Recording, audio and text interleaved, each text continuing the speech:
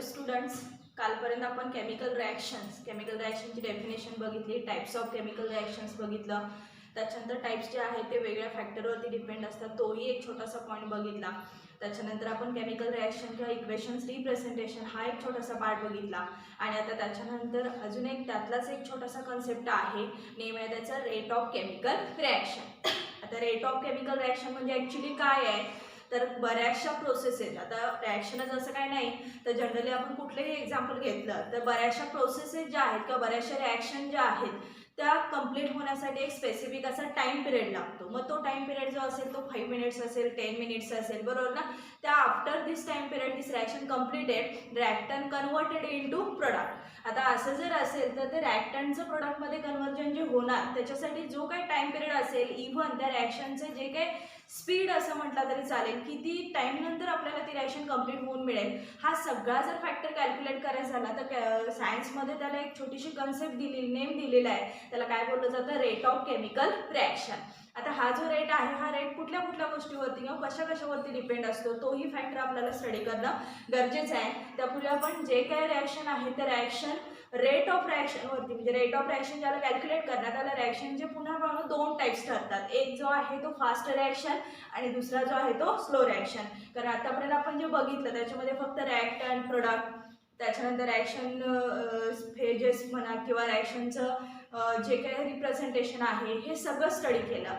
आता पुढचा एक छोटासा कन्सेप्ट आहे की एखादी रिॲक्शन असेल तर त्याचा रेट कसा कॅल्क्युलेट करायचा. जर रेट कॅल्क्युलेट करायचं झालं तर त्याच्यासाठी ॲक्च्युली काय लागतं, तर त्याच्यामध्ये 2 कन्सेप्ट आपल्याला समोर आलेले आहेत. एक म्हणजे the reaction which occurs rapidly, the reaction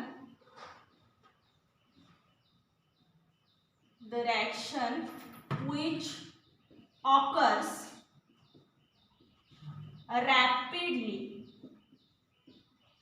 are called as fast reaction,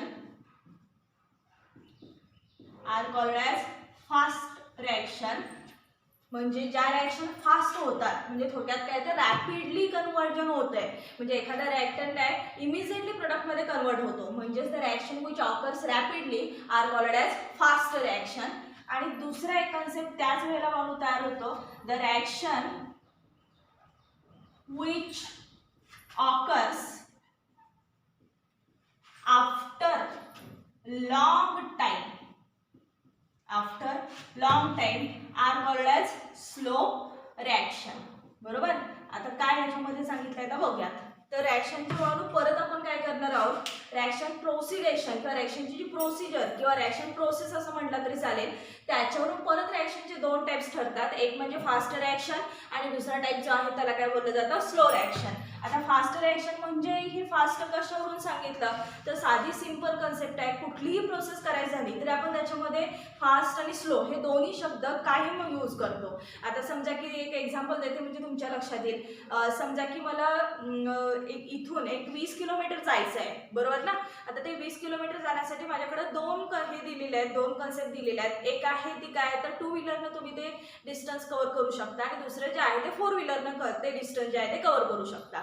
मग आता मला सांगा 2 व्हीलर आणि 4 व्हीलर या दोघांची स्पीड सेम आहेत का, नाही. दोघांची रेट सेम आहेत का, नाही. तुम्हालाही ते माहिती आहे म्हणून मी हे एक्झाम्पल दिलं.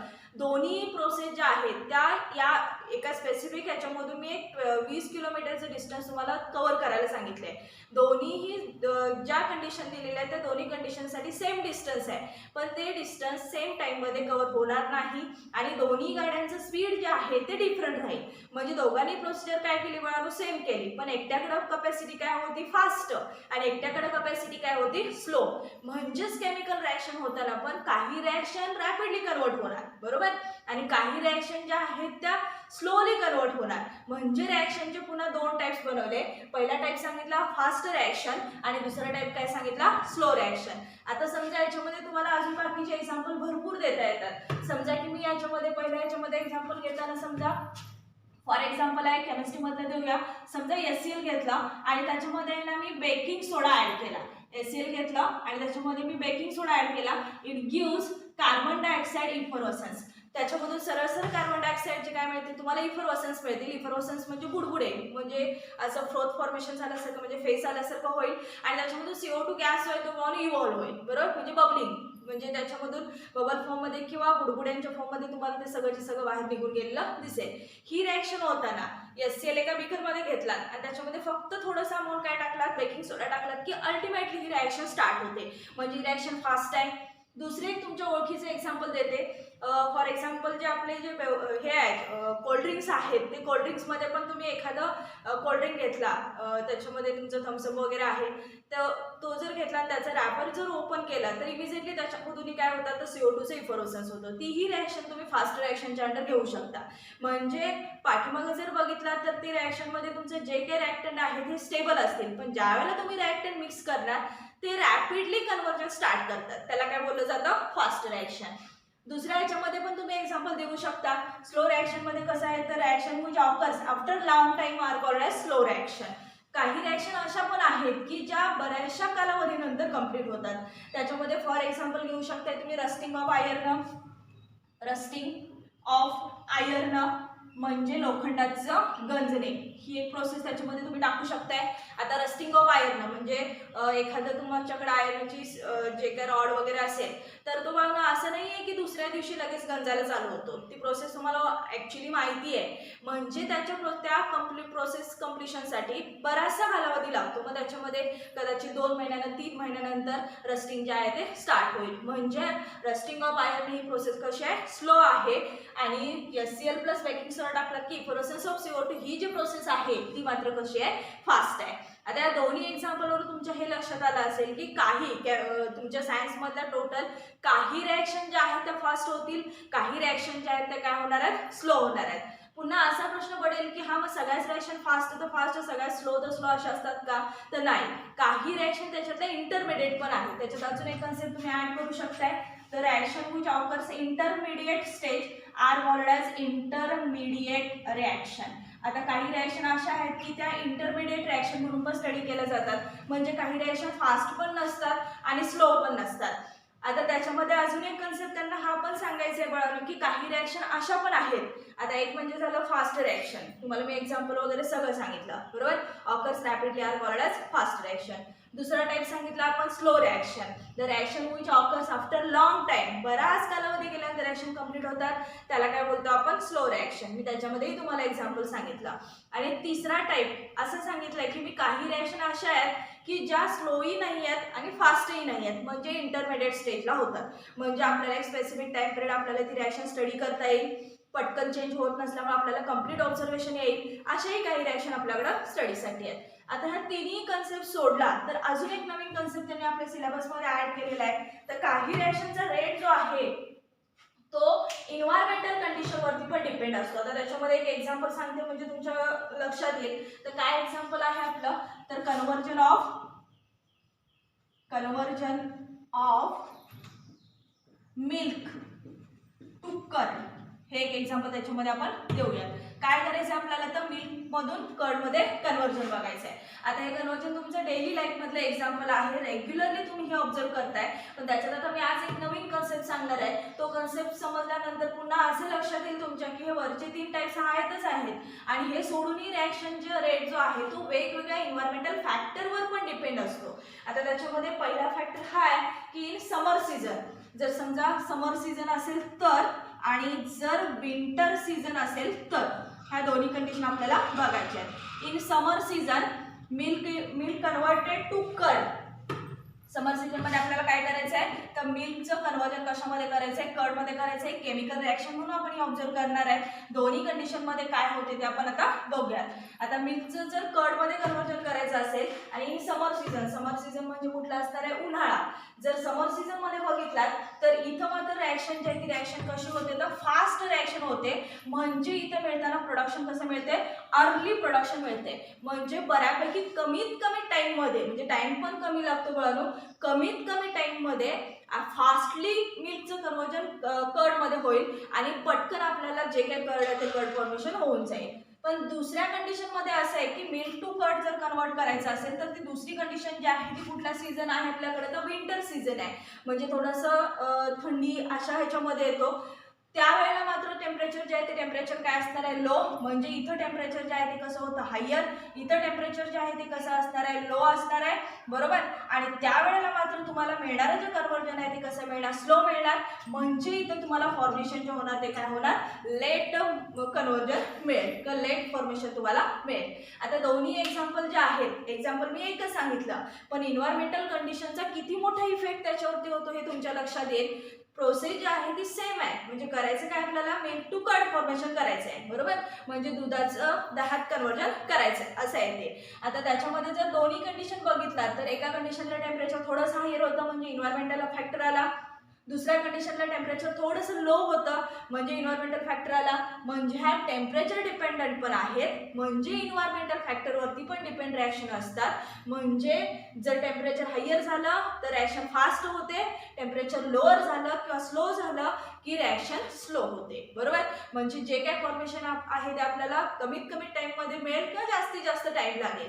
म्हणजे या रिॲक्शनवरून पण तुमच्या हेही लक्षात आलं असेल की स्लो रिॲक्शन, फास्ट रिॲक्शन जे आहेत ते जनरली रूम टेम्परेचरला तर होतीलच, त्यात काय प्रश्नच नाही आहे. पण अशा पण काही रिॲक्शन आहेत की इन्व्हायरमेंटमध्ये चेंजेस झाले की अल्टिमेटली त्या रिॲक्शनमध्ये पण बरेचसे चेंजेस होतात. जे केमिस्ट्रीमध्ये किंवा तुमच्या सायन्स फॅक्टरमध्ये हा पार्ट जो आहे तो केमिस्ट्रीला पुढं आपल्याला कंटिन्यू आहे. पण आता जर विचार केला तर सायन्स फॅक्टरमध्ये जर बघितला तर खूप सारे रिॲक्शन आहेत बाळू, की ज्या रिॲक्शन आपल्याला वेगवेगळ्या पार्टमध्ये, म्हणजे प्रत्येक पार्टसाठी एक नवीन काहीतरी कन्सेप्ट त्यांनी ऍड केलेली आहे. त्या एक एक कन्सेप्ट आपल्याला समजल्या पाहिजे. आता टाइप्समध्ये पण आपण बरेचसे टाइप्स बघितले. टाइप्स बघितल्यानंतर पण तुमच्या लक्षात आलं असेल की हा रिॲक्शनचे एवढे टाइप्स असतात.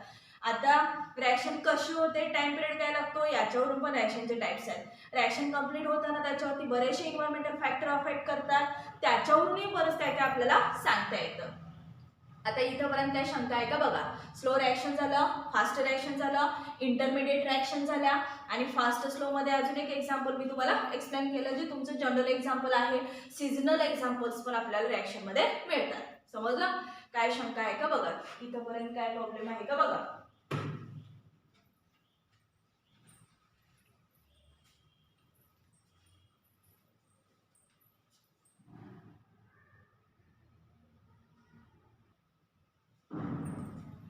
त्याच्यानंतर आता पुढचा पॉइंट आहे नेचर ऑफ रिॲक्टंट. आता रिॲक्टंटचं जे नेचर आहे, मग अशीच मी तुम्हाला काय म्हटलं तर याच्यावरती अफेक्ट करणारे इन्व्हायरमेंटल फॅक्टर बरेचसे आहेत. मग त्याच्यातलं आता आपण मग अशी बघितलं की हा टेम्परेचरशी रिलेटेड किंवा इन्व्हायरमेंटल फॅक्टर टेम्परेचर जो आहे तो रिॲक्शनवरती बराचसा अफेक्ट करतो. आता तसेच टोटल त्यांनी 5 फॅक्टर आपल्याला स्टडीला दिलेले आहेत. तर factor affecting on rate of chemical reaction, म्हणजे आता एखाद्या रिॲक्शनचा रेट जो आहे तो ॲक्च्युली डिपेंड कशावरती असतो हेही आपल्याला बघणं गरजेचं आहे बरोबर. एक म्हणजे आपल्याला स्लो रिॲक्शन म्हणजे काय समजलं, फास्ट रिॲक्शन म्हणजे काय समजलं. मग तितकंच गरजेचं नाही आहे, कारण त्याच्या पुढेही जाऊन रिॲक्शन जर फास्ट झाली तर ती का फास्ट होते, स्लो झाली तर ती का स्लो होते. स्लो झालेली रिॲक्शन आपल्याला फास्ट करायची असते, काही फास्ट रिॲक्शन आहेत ते आपल्याला स्लो करायचे असतात.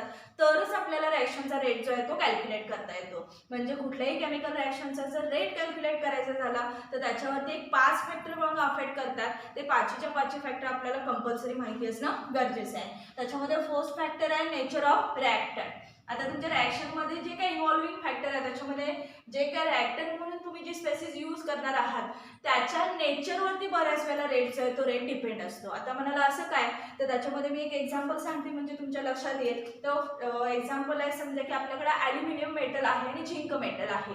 दोघांचीही रिॲक्शन जी आहे ती मी डायल्यूट HCl सोबत रिॲक्शन करणार आहे. समजा माझ्याकडे ॲल्युमिनियम आहे, कसं आहे तर सॉलिड स्टेटमध्ये आहे, प्लस त्याच्यामध्ये मी HCl ॲड केलं आणि दुसरा मेटल आहे झिंक, तोही माझ्याकडे सॉलिड स्टेटमध्ये आहे, त्याच्यात पण मी काय केलं HCl ॲड केलं. आता काय रिॲक्शनमधून प्रोडक्ट मिळतो बघूया. तर तुमचं जे काही HCl आहे ते कसं आहे तर डायल्यूट कंडिशनला आहे.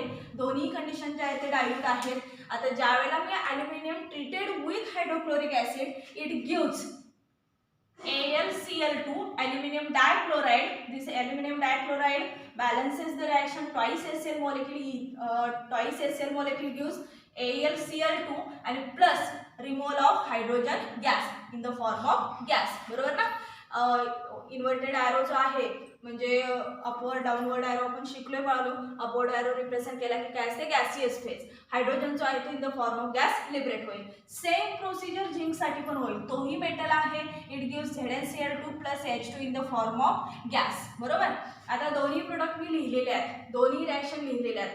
आता याच्यामध्ये जर बघितला तर ह्या दोन्ही रिॲक्शन असा विचार कराल की ह्या दोन्ही रिॲक्शन सेमच कंडिशनला कंप्लीट होतात, म्हणजे दोघांचाही रेट सेम असेल.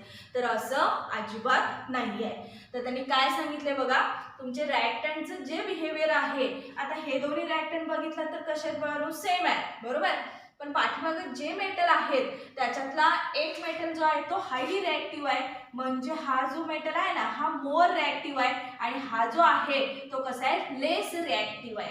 आता एखादी रिॲक्शन जर कंप्लीट करायची झाली तर त्याच्यामध्ये जे काही नंबर ऑफ रिॲक्टंट आहेत त्याच्या रिॲक्टिव्हिटीवरती रिॲक्शनचा रेट डिपेंड आहे. आहे का नाही? बरोबर ना. कारण साधं सोपं सिंपल एक्झाम्पल, समजा एखादे टू व्हीलर मधलं जर बघितला तर आत्ताचे जे टू व्हीलरचे मॉडेल्स आणि आधीचे जे काय आहेत ते जर दोन्ही म्हणजे दोन मॉडेलमधला जर डिफरन्स बघितला तर आधीचं जुनं मॉडेल जे आहे ते कदाचित रेटला कमी पडेल. आत्ता त्याच्यामध्ये बरेचसे फंक्शन्स ॲड झाले, म्हणजे आत्ताचं मॉडेल जे आहे ते कसं असणार रेटला चांगलं असणार. इव्हन तुमचे मोबाईल फोन त्याच्यामध्येही तुम्ही एक्झाम्पल बघू शकताय. आधीच्या फोनमध्ये तेवढे फीचर्स नव्हते, आत्ताच्या फोनमध्ये बघितलं तर बरेचसे फीचर ॲड झाले. म्हणजे ॲक्च्युली त्या जी काय मोबाईल असेल त्याची प्राइस म्हणा, त्याची क्वालिटी म्हणा, ही डिपेंड कशावरती आहे तर त्याच्यामध्ये काय मटेरियल ॲड केलेलं आहे त्याच्यावरती डिपेंड आहे. म्हणजे रिॲक्टिव्हिटी हा प्रकार आला, म्हणजे मोर रिॲक्टिव्ह लेस रिॲक्टिव्ह ही कंडिशन आली. तसंच सेम काय असणार रिॲक्टंटला पण असणार आहे. सगळेच रिॲक्टंट काय सेम टाईपची रिॲक्टिव्हिटी देणार आहेत का? तर असं नाही आहे. बरेच जण लेस रिॲक्टिव्ह आहेत, बरेच जण मोर रिॲक्टिव्ह आहेत. म्हणजे रिॲक्टंटचं नेचर जे आहे ते रेटवरती बराचसा इफेक्ट करेल. म्हणजे जो मोर रिॲक्टिव्ह ॲल्युमिनियम जो आहे त्याच्यामध्ये रिॲक्शन होताना कशी होणार तर फास्ट रिॲक्शन होणार बाळांनो, आणि ज्याला लेस रिॲक्टिव्ह मेटल घेऊन रिॲक्शन केला तर त्याला प्रोडक्ट फॉर्मेशन जे आहे ते कसं होणार स्लो होणार. म्हणजे जर रिॲक्टंट रिॲक्टिव्ह असेल तर रिॲक्शन फास्ट होईल, जर रिॲक्टंट लेस रिॲक्टिव्ह असेल तर रिॲक्शन मात्र कशी होईल स्लो होईल. आणि या दोन्ही कंडिशनवरून तुमच्या हे लक्षात आलं असेल. देअरफोर असं म्हणू शकताय तुम्ही rate of chemical reaction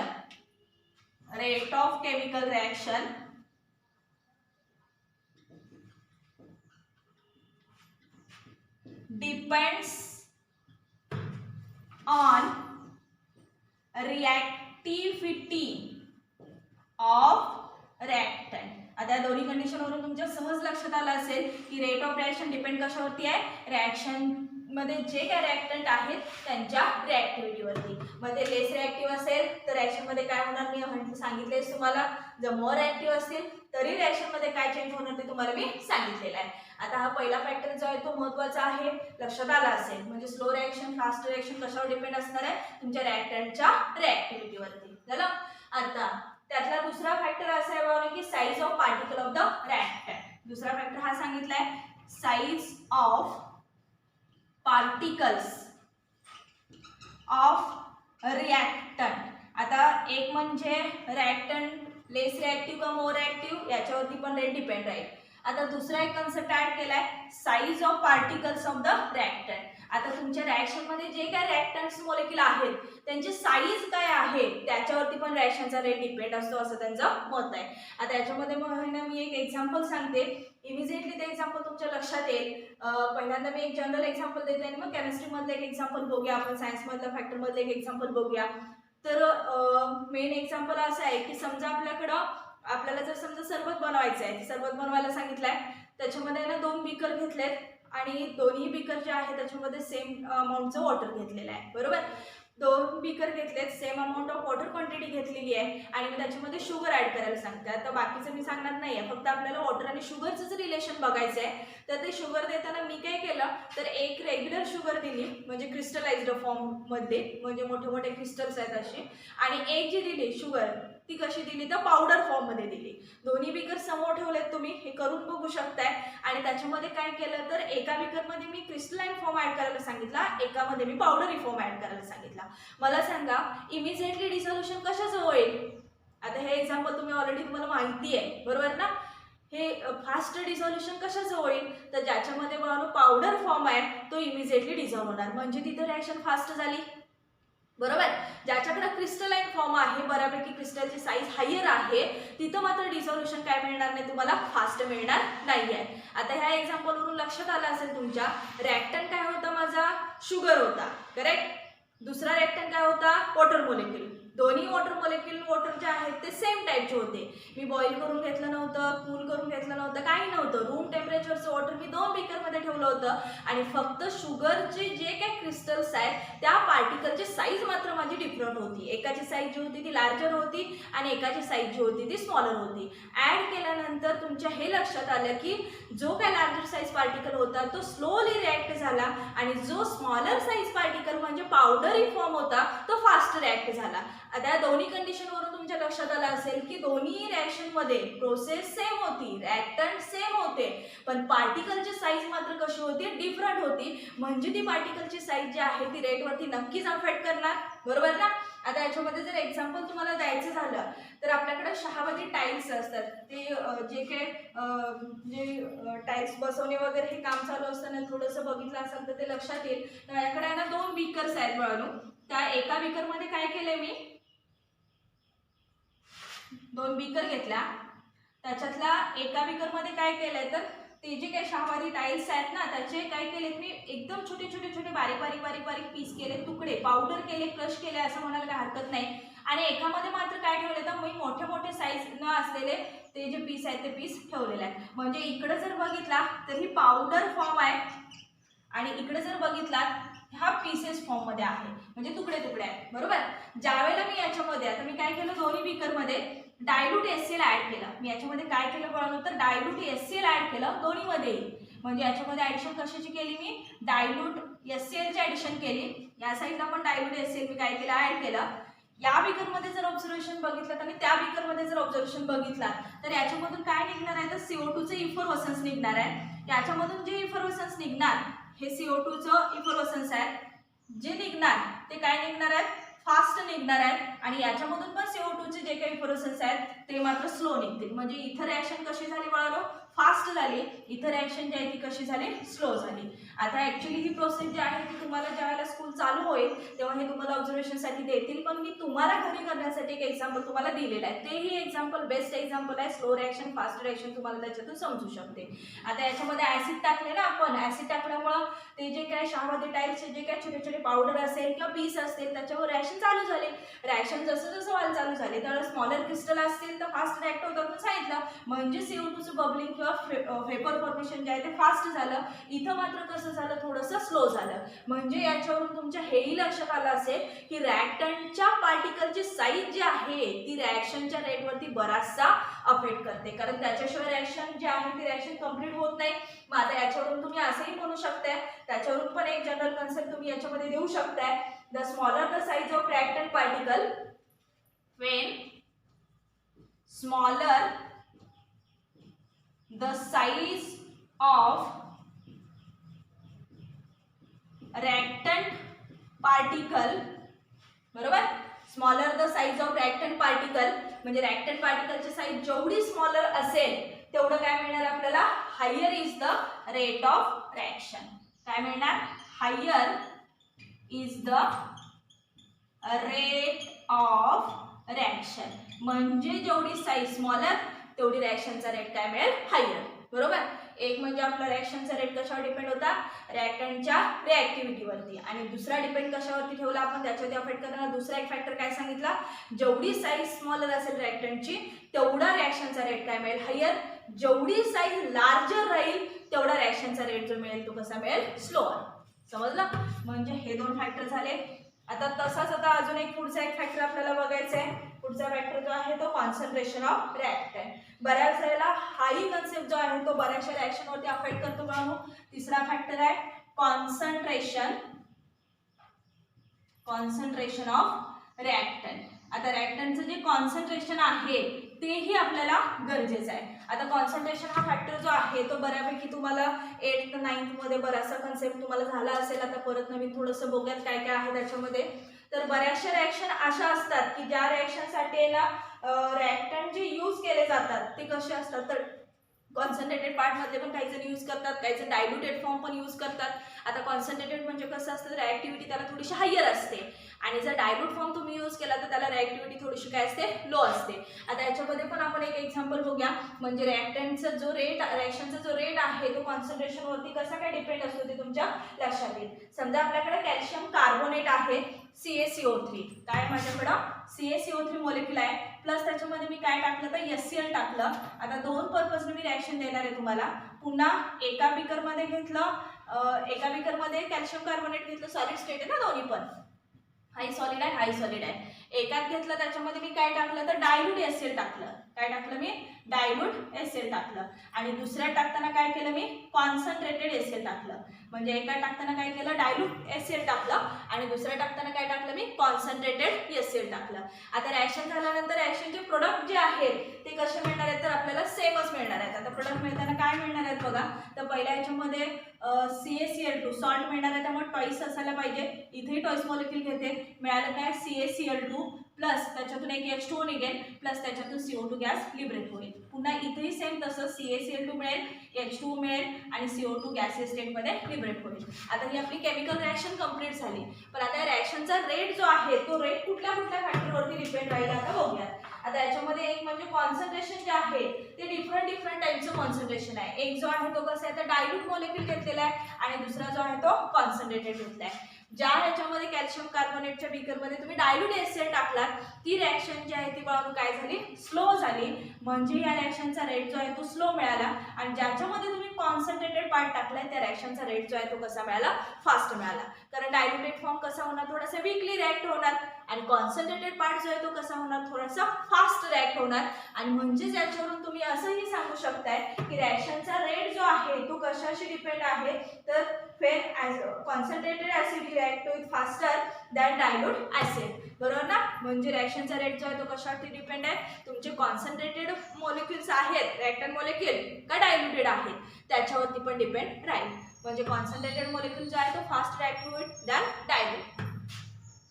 when concentrated acid faster reacted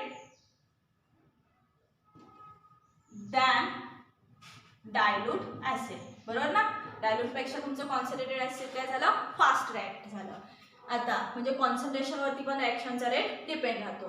आता चौथा एक फॅक्टर त्याच्यामध्ये आपल्याला दिलेला आहे, टेम्परेचर ऑफ द रिएक्शन. आता याच्यामध्ये पण तुम्ही एक्झाम्पल भरपूर घेऊ शकताय, पण एक्झाम्पलमध्ये अगदी रेग्युलर यूज मधली पण एक्झाम्पल तुम्ही घेऊ शकता. याच्यामध्ये टेम्परेचर ऑफ द रिएक्टंट. आता याच्यात मी एक जनरल एक्झाम्पल्स फक्त तुम्हाला देते. आता बऱ्याच वेळेला रिएक्शनचा रेट जो आहे तो टेम्परेचर डिपेंडंट क्वांटिटी पण आहे असं म्हटलं जातं. आता टेम्परेचर डिपेंडंट असं का, तर बऱ्याच वेळेला रिएक्शनचा रेट जो आहे तो टेम्परेचर तुम्ही चेंज केलात किंवा रेट जो आहे तो रेट चेंज होतो. आता त्याच्यामध्ये एक एक्झाम्पल तुम्ही देऊ शकताय. समजा की आपल्याला चहा करण्यासाठी पण साखर डिझॉल्व्ह करून घ्यावी लागते, बरोबर ना. आणि सर्वत्रसाठी पण आपल्याला जे काय असेल ते शुगर मॉलिक्यूल डिझॉल्व्ह करून घ्यावे लागतात. आता मग अशी मी सांगितलेलं एक्झाम्पल थोडंसं बाजूला ठेवा. आता परत तेच एक्झाम्पल देते, पण कंडिशन कशी आहे बघा.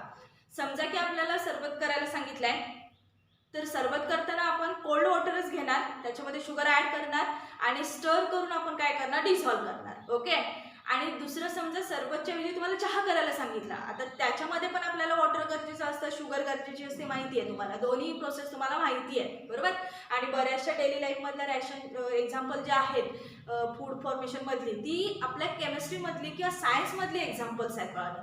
त्यामुळे ती स्टडी करताना ते कसलं एक्झाम्पल किंवा काय असं काही अजिबात म्हणायचं नाही, कारण तीही एक केमिकल रिएक्शन आहे. त्या रिएक्शन ज्या वेळेला तुम्हाला समजायला चालू होते, अल्टिमेटली इकडच्या रिएक्शन मध्ये तुम्ही डायरेक्टली ते हे असं होतं हे कळेल. कारण केमिस्ट्रीमध्ये बरेचसे पार्ट जे आहेत ते आपण रिएक्शन करत नाही किंवा प्रॅक्टिकली आपण ते बघत नाही आहे. म्हणजे आपल्याला ही सगळी केमिस्ट्री थेरॉटिकली आणि इमॅजिनरी आहे, त्यामुळे समजण्यासाठी एक्झाम्पलचा बेस असणं कंपल्सरी गरजेचं आहे.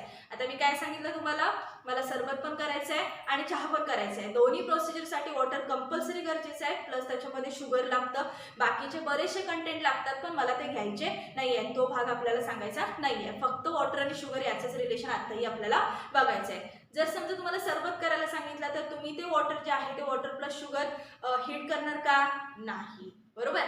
जर तुम्हाला सरबत करायला सांगितला तर तुम्ही हीट करणार नाही. समजा तुम्हाला चहा करायला सांगितला तर उगाचच आपण वॉटर घेतलंय त्याच्यामध्ये शुगर ऍड केले आणि स्टर करत बसणार का? नाही. दोन्ही गोष्टी तुम्हाला माहिती आहे, तुमच्या ओळखीतले एक्झाम्पल आहेत बाळांनो. म्हणजे दोन्ही कंडिशनसाठी एकाला टेम्परेचर शिवाय आपण ती प्रोसेस करणार नाही आहोत, दुसऱ्याला टेम्परेचर विदाउट टेम्परेचर आपण ती प्रोसेस केली पाहिजे. बरोबर. मग असं जर असेल तर मग मला सांगा, एखादी प्रोसेस तीच आहे आपली, बरोबर. दोन्हीमध्ये शुगर जी आहे ती वॉटरमध्ये डिझॉल्व्ह झाली पाहिजे. ती होताना जर तुम्ही स्टर करून डिझॉल्व्ह करत असाल तर ती रिॲक्शन वाढून स्लो होईल, म्हणजे टेम्परेचर तिथं कमी असेल. आणि जर तेच तुम्ही गॅसवरती ठेवलात ते आणि थोडंसं हीट केलात की ॲटोमॅटिकली ती शुगर डिझॉल्व्ह होईल. पण डिझॉल्व्ह करून आपण हीट करून जर सरबत करायचं म्हटलं तर ते शक्य आहे का? आपण करतो का तसं? नाही. कारण त्याची टेस्ट जी आहे ती काय असेल तुम्हाला डिफरंट मिळेल. म्हणजे दोन्ही गोष्टी ज्या आहेत त्या दोन्ही गोष्टीसाठी जरी कंडिशन एक असेल तरी त्या डिपेंड कशावरती आहेत? तर टेम्परेचरशी रिलेटेड आहेत. म्हणजेच केमिस्ट्रीमध्ये किंवा सायन्समध्ये कुठल्याही टाईपची रिॲक्शन असू दे, ती रिॲक्शन जर व्हायची असेल तर काही रिॲक्शन ज्या आहेत त्या रूम टेम्परेचरला पण होतात, काही रिॲक्शन ज्या आहेत त्या रेग्युलर काय स्पेसिफिक टेम्परेचर कंडिशन दिली असेल त्या कंडिशनला होतात. म्हणजे तुम्ही असं म्हणू शकताय, when temperature increases the rate of reaction increases. म्हणजे जसं जसं तुम्ही टेम्परेचर इन्क्रीज करणार, when temperature increases the rate of reaction also increases. म्हणजे जसं जसं तुम्ही टेम्परेचर इन्क्रीज करणार तसं केमिकल रिॲक्शनचा रेट जो आहे तो इन्क्रीज होईल. कारण रूम टेम्परेचरला तेच डिसॉल्युशन बघितलं तर स्लो होतंय, आपण जर टेम्परेचर इन्क्रीज केलं तर ते फास्ट होणार. म्हणजे हे लक्षात आलं का बघा, when temperature increases the rate of reaction also increases. म्हणजे टेम्परेचर डिपेंडंट पण आपला रेट ऑफ रिॲक्शन आहे. आणि शेवटचा एक फॅक्टर आहे सगळ्यात महत्त्वाचा, तो आहे कॅटॅलिस्ट. पाचवा एक फॅक्टर त्याच्यामध्ये आपण बघणार आहोत, कॅटॅलिस्ट. आता कॅटॅलिस्ट हा एक असा सबस्टन्स आहे बाळांनो की जो रिॲक्शनमध्ये कुठल्याही प्रकारच्या रिॲक्शनमध्ये स्वतः इन्व्हॉल्व होत नाही, पण रिॲक्शन मात्र प्रोसिडेशनचं काम करतो.